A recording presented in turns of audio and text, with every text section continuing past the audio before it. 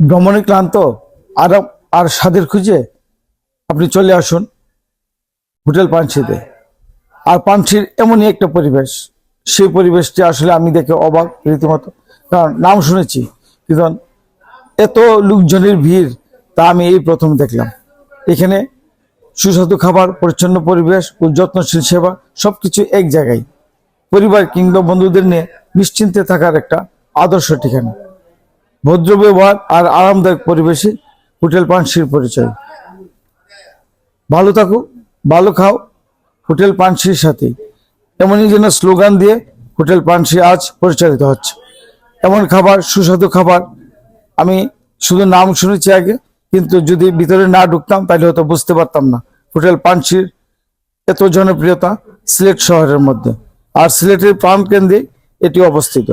না, আমি এর জন্য কোনো অ্যাডভার্টাইজ অথবা বিজ্ঞাপন করছি না। আমি যা দেখেছি শুধু তাই আপনাদেরকে দেখানোর চেষ্টা করছি। সিলেট যদি যান, আমার এই কথাগুলোর সঙ্গে একবার হলে মিলিয়ে নেবেন যদি হোটেল পানসিতে একবার ঢুকেন। এখানে নাকি ভালো পরিবেশের খাবার পাওয়া যায়, আমিও তাই প্রমাণ পেলাম।